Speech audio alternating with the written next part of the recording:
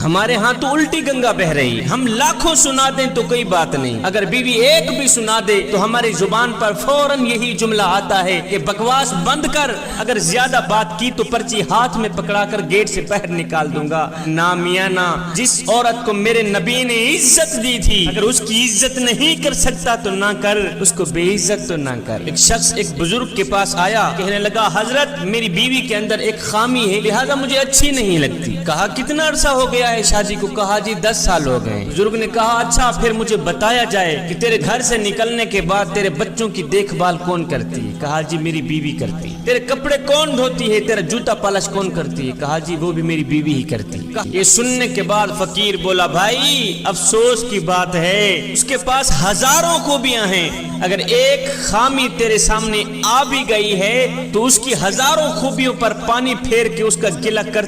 3 طرح کی عورتیں گھر میں بے بہا غربت لاتی ہیں۔ ان کی یہ 3 عادات گھر کو خوشیوں سے محروم کر دیتی ہیں۔ یہ وہ عورتیں ہیں جو اپنے گناہوں کی وجہ سے رحمت کے فرشتوں کو ناراض کر دیتی ہیں اور گھر میں ایسی نحوست لاتی ہیں کہ خوشحالی دور دور تک نظر بھی نہیں آتی۔ حضرت حکیم لقمان نے فرمایا اگر تم چاہتے ہو کہ تمہارا گھر جنت بن جائے، اگر تم اپنے گھر کو جنت بنانا چاہتے ہو تو ان 3 طرح کی عورتوں سے ضرور بچنا۔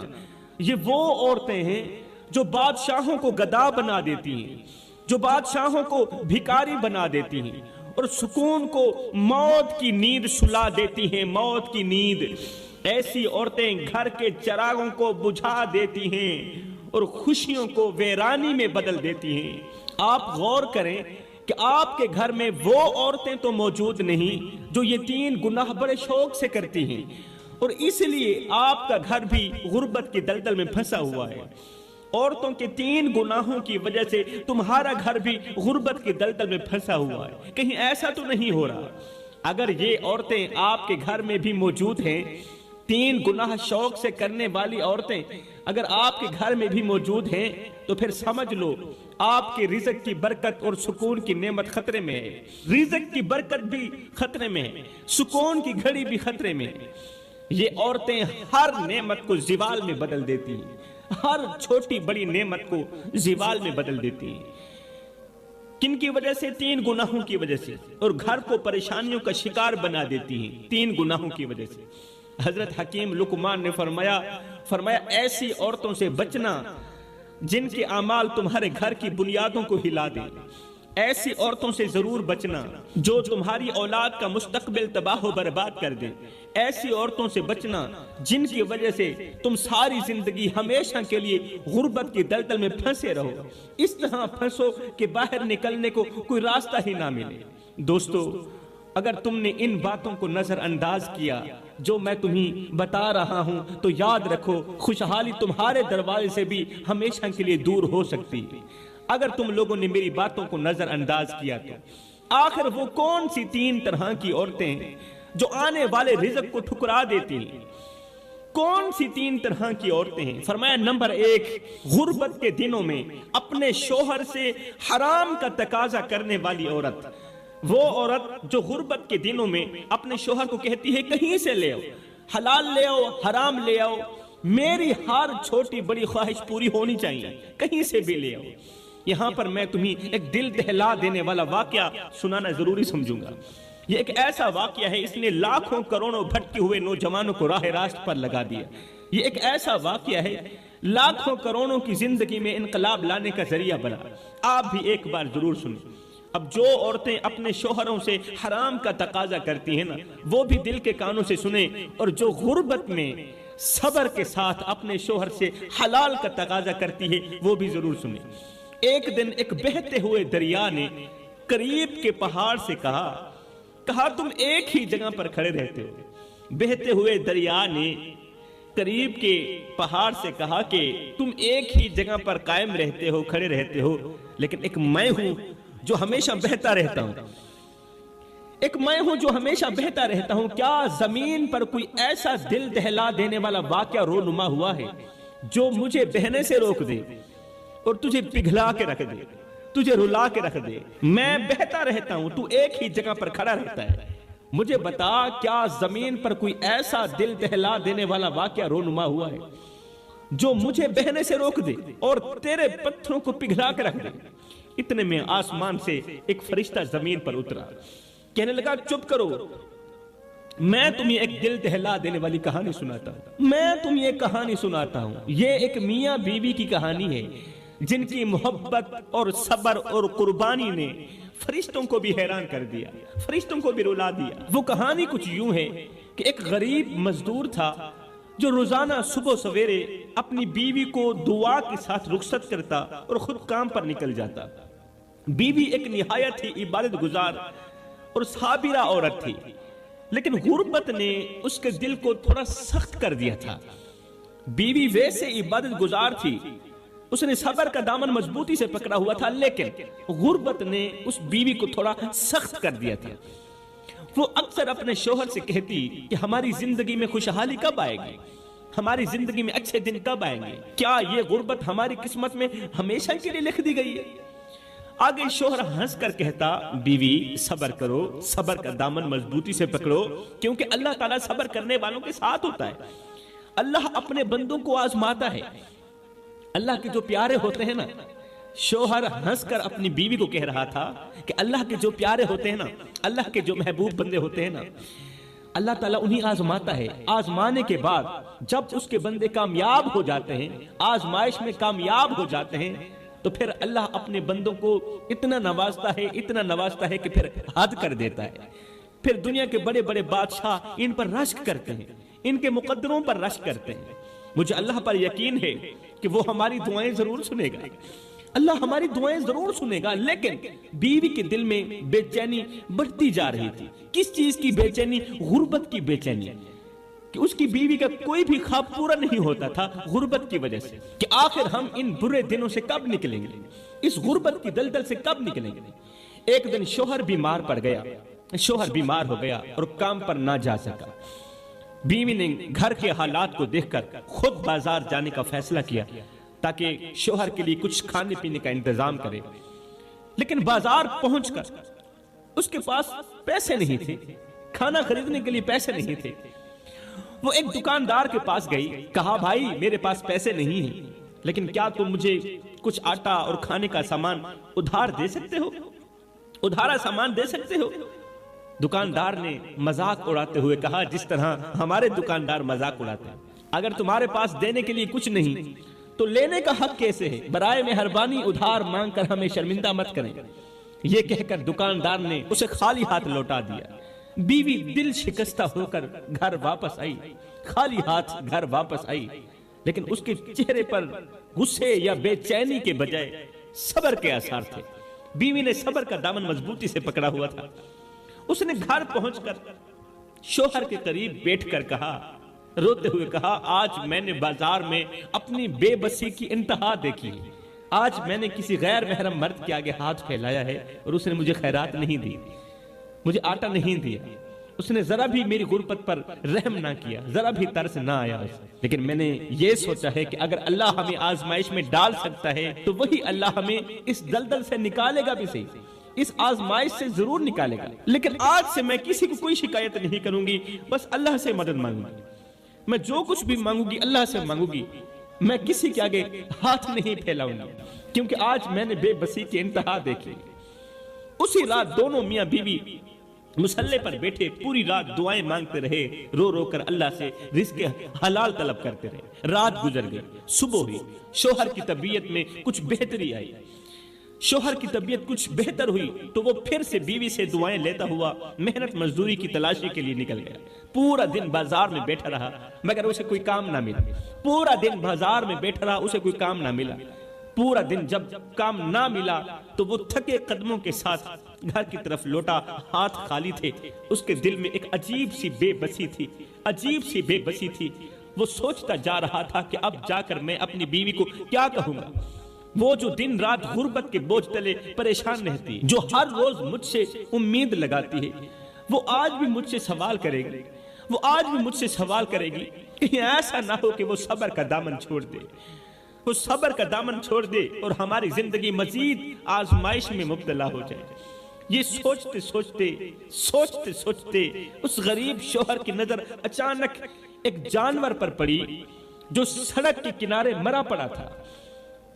اس کے دل میں ایک خیال سا ابھرا کہ کیوں نہ میں اس مرے ہوئے جانور کا گوشت نکال لوں، یہ کم از کم ہمارے بھوکے پیٹ کا سہارا تو بنے گا، بھوکے ہیں کھانے کے لیے کچھ نہیں، اتنا تو چل جائے گا نا، اللہ معاف کرنے والا ہے۔ وہ غریب شخص مرے ہوئے جانور کے قریب گیا، آنکھوں میں بے بسی اور دل میں خوف کا طوفان تھا۔ اس کے ضمیر نے اسے جھنجھوڑا کہ بھوکے مر جاؤ، اللہ کی منع کردہ چیز کو مت کھانا۔ اس سوچ کی بنیاد پر اس کے قدم رک گئے، لیکن پھر سے بیوی کے بھوکے چہرے کا تصور اس کے دل کو موم کر گیا۔ گھر میں بیوی 2 دن کی بھوکی تھی نا، اس نے لرزتے ہاتھوں سے مرے ہوئے جانور کے ٹکڑے نکالے، گوشت کے ٹکڑے نکالے، شاپر میں ڈالے اور رات کے سناٹے میں سر جھکائے اپنے گھر کی طرف روانہ ہوا۔ گھر کے قریب پہنچتے ہوئے اس کا دل زور زور سے دھڑکنے لگا۔ وہ سوچ رہا تھا کہ اگر بیوی کو معلوم ہو گیا کہ میں اس کے لیے حرام لے کر آیا ہوں تو وہ کیا کہے گی؟ میری بیوی عبادت گزار ہے، وہ مجھے کیا کہے گی؟ کیا وہ مجھے حقارت کی نگاہ سے نہیں دیکھے گی؟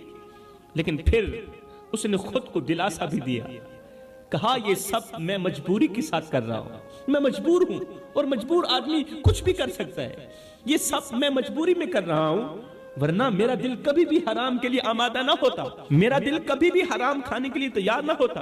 خیر گھر پہنچ کر اس نے دروازہ کھولا، بیوی اندر بیٹھی بے چینی سے شوہر کا انتظار کر رہی تھی۔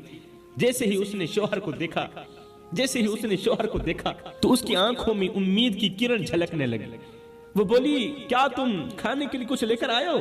میرے پیٹ کے لیے کچھ بندوبست کر کے آئے ہو؟ شوہر نے شاپر کو ایک کونے میں رکھتے ہوئے نظریں جھکاتے ہوئے کہا ہاں لایا ہوں، یہ اٹھا لیجیے، پکا لیجیے۔ بیوی نے خوشی سے شاپر سے گوشت نکالا، اسے دھویا، ایک دیگچی کے اندر ڈالا، چولہے پر دیگچی رکھی، نیچے آگ جلا دی۔ چند لمحے بعد جب دیگچی کا ڈھکن ہٹایا تو دیکھ کر حیران رہ گئی کہ دیگچی کے اندر گوشت کی جگہ خون ہی خون ہے، دیگچی کے اندر خون ہی خون ہے، اور اس خون سے حرام کی بدبو آ رہی ہے، اور دیگچی کے اندر خون ہی خون ہے۔ بیوی کی آنکھیں حیرت اور خوف سے پھٹی کی پھٹی رہ گئی، ہاتھ لرزنے لگے، اس سے بو برداشت نہ ہو پا رہی تھی۔ وہ فوراً شاپر اور دیگچی لیے شوہر کے پاس پہنچی۔ وہ شوہر جو صحن کے کونے میں چپ چاپ بیٹھا رو رہا تھا، اس کے پاس آ کر کہا مجھے سچ بتانا کہ یہ گوشت کہاں سے لائے ہو؟ حقیقت چھپانا مت، مجھے سچ بتانا۔ شوہر نے نظریں جھکا لی، اس کے چہرے پر شرمندگی کے سائے تھے۔ لرزتی ہوئی آواز میں اس نے کہا میں مجبور ہو گیا تھا، تیری بھوک، تیرے چہرے کی مایوسی میرے دل پر بوجھ بن گئی تھی، میں نہیں سمجھ پایا کہ میں کیا کر رہا ہوں، تیری بھوک نے مجھے اندھا کر دیا تھا، تیری مایوسی نے مجھے اندھا کر دیا تھا۔ یہ سنتی ہی بیوی آنسوں کے ساتھ شوہر کے قدموں پر پڑ گئی، روتے ہوئے بیوی نے کہا اے میرے سرتاج، ہمیں بھوک سے مرنا قبول ہے لیکن حرام کھانا کبھی قبول نہیں ہے۔ اللہ نے ہمیں آزمائش دی ہے لیکن اس کا حکم توڑنا ہمیں کہیں زیادہ نقصان پہنچا سکتا ہے۔ کیا تم نہیں جانتے او میرے سرتاج، مجھے حرام کھلانے والے، کیا تم نہیں جانتے کہ حرام رزق میں کبھی سکون نہیں ہوتا؟ جو عورتیں اپنے شوہروں کو حرام کمانے پر مجبور کرتی ہیں وہ دنیا کی بدبخت عورتوں میں سے ہوتی ہیں، وہ دنیا کی بدقسمت عورتوں میں سے ہوتی ہیں۔ بیوی کا یہ جملہ کہ میں بھوک سے کیوں نہ مر جاؤں، مجھے حرام کا لقمہ مت کھلانا، ہائے یہ جملہ اللہ کی ذات کو اتنا پسند آیا کہ اللہ کی ذات اسی لمحے کے اندر ان پر مہربان ہو گئی، ان دونوں میاں بیوی پر مہربان ہو گئی۔ یہ ایک جملہ اللہ کو اتنا بڑا پسند آیا کہ میرے لیے جب بھی لے کر آنا حلال کا نوالا لے کر آنا، یہ جملہ میرے اللہ کو اتنا پسند آیا کہ اللہ کی ذات ان پر مہربان ہو گئی. اے میرے شوہر، میں بھوک سے کیوں نہ مر جاؤں، مجھے حرام مت کھلانا. مجھے موت منظور ہے، حرام منظور نہیں ہے. موت قبول ہے، حرام قبول نہیں ہے. مطلب کہ عورت کا یہ ایک ایسا جملہ ہے جو گھر میں بے بہار رزق لاتا ہے، غیب سے رزق لاتا ہے. اب پوری رات یہ عبادت میں بیٹھے رہے، اللہ کی عبادت میں مصروف رہے. دوسرے دن کا سورج طلوع ہوا، اس کا شوہر گھر کے باہر بیٹھا تھا. اچانک ایک اجنبی شخص ان کے دروازے پر آیا، کیونکہ اب آزمائش کے دن نکل چکے تھے، اب پریشانیوں کے دن ختم ہو چکے تھے، اب اچھے دن آنے والے تھے. اچانک ایک اجنبی شخص ان کے دروازے پر آیا اور کہا کہ بھائی، میں آپ کے گھر کے پاس سے گزرا، آپ کے گھر سے مجھے جنت کی خوشبو آئی ہے، آپ کے گھر سے مجھے جنت کی خوشبو آئی ہے، کیا میں یہاں ایک رات گزار سکتا ہوں؟ جنت کے اندر مجھے ایک رات گزارنے دو گے؟ کیا میں ایک رات گزار سکتا ہوں؟ یہ بات سنتے ہی یہ غریب شخص پریشان ہو گیا کہ اگر میں نے مہمان کو اپنے گھر بٹھا دیا تو ظاہر ہے کھانا بھی کھلانا پڑے گا، پانی بھی پلانا پڑے گا، جبکہ ہمارے گھر میں روٹی کا ایک ٹکڑا بھی موجود نہیں، سوکھی روٹی کا ٹکڑا بھی موجود نہیں، ہمارے اپنے کھانے کو نہیں، مہمان کو کیا کھلائیں گے؟ بیوی نے کہا تم پریشان مت ہو، مہمان کو اپنے کمرے کے اندر بٹھاؤ، مہمان کو اندر جگہ دو، کمرے کے اندر بٹھاؤ، اور یہ لو میرا ایک لباس، یہ لو میرا ایک لباس بیچ کر مہمان کے لیے کھانے پینے کا بندوبست کرو. شوہر نے ایسا ہی کیا، شوہر نے ایسا ہی کیا. اجنبی شخص نے وہیں رات گزاری اور صبح جاتے وقت ایک تھیلا دیا غریب کو. اجنبی نے صبح واپس جاتے وقت اس نے غریب کو ایک تھیلا دیا اور ساتھ میں کہا یہ جو تھیلا ہے یہ آج سے 20 سال پہلے میرے مرشد نے مجھے دیا تھا، اور ساتھ میں کہا تھا کہ جب بھی اور کہیں بھی جس گھر کے اندر سے تجھے جنت کی خوشبو آئے، اللہ اکبر، زندگی کے کسی موڑ پر بھی، کسی سفر میں بھی، جب بھی اور کہیں بھی جس گھر کے اندر سے تجھے جنت کی خوشبو آئے، بس یہ امانت ان گھر والوں کو دے دینا. اس جنت کے اندر جو لوگ رہائش پذیر ہیں، یہ امانت اس گھر میں رہنے والوں کے سپرد کر دینا، یہ امانت اس جنت کے اندر رہنے والوں کے سپرد کر دینا. لہٰذا بھائی، یہ لیجیے آپ کی امانت اور مجھے اجازت دیجیے میں یہاں سے جا رہا ہوں. وہ تھیلا دے کر امانت ان کے سپرد کر کے مہمان وہاں سے چلا گیا. جب شوہر اور بیوی نے تھیلا کھولا تو دیکھ کر حیران رہ گئے کہ اس میں سونے اور چاندی کے سکے بھرے ہوئے تھے، کیونکہ اب مشکل وقت ختم ہو چکا تھا، اب آگے آسانیاں ہی آسانیاں تھیں، کیونکہ ہر مشکل کے بعد آسانی ہوتی ہے. تھیلا سکوں سے بھرا ہوا تھا اور وہ سکے چاندی کے نہیں تھے، وہ سکے سونے کے تھے. میرے بھائیو، یہ واقعہ ہمیں سبق دیتا ہے کہ جو عورتیں ہمیشہ اپنے شوہروں سے حلال کا تقاضا کرتی ہیں وہ اپنی زندگی میں اچھے دن ضرور دیکھتی ہیں. قسم ہے اللہ پاک، ایسی عورتیں اپنی زندگی میں اچھے دن ضرور دیکھتی ہیں، اپنی زندگی میں عروج ضرور دیکھتی ہیں. ایسی عورتیں جلد ہی مشکلات سے نکل جاتی ہیں. آج میرے معاشرے کی ہر ایک عورت پریشانی کی دلدل میں کیوں پھنسی ہوئی پتہ ہے تمہیں؟ صرف اس لیے کہ یہ عورت حلال اور حرام کی تمیز نہیں کر پا رہی، اسے حلال اور حرام کی تمیز کا پتہ ہی نہیں، اس لیے تو اس کے گھر میں پریشانیوں کے علاوہ اور کچھ بھی نہیں. تو فرمایا اگر تم اپنے گھر میں بے بہا رزق لانا چاہتی ہو، غربت اور پریشانیوں سے بچنا چاہتی ہو، تو اپنے شوہر سے حلال کی ڈیمانڈ کرو، حرام سے بچو. پھر دیکھنا کیسے تمہارے گھر میں خوشحالیاں آتی ہیں، پھر دیکھنا تم زیرو سے ہیرو بن جاؤ. گھر کا رزق ختم کرنے والا جو دوسرا گناہ ہے وہ ہے تکبر. تکبر چاہے مال کا ہو، دولت کا ہو، حسب کا ہو، نسب کا ہو، انسان کو تباہ و برباد کر کے ہی دم لیتا ہے. تیسرا گناہ مال کے ہونے کے باوجود بھی جو عورتیں دروازے پر آئے کسی سائل کو روٹی نہیں دیتی، کسی ضرورت مند کی ضرورت کو پورا نہیں کرتی، جو عورت فقیر کو خیرات نہیں دیتی، مال بھی ہے دولت بھی ہے پھر بھی غریب کی مدد نہیں کر پا رہی، ایسی عورت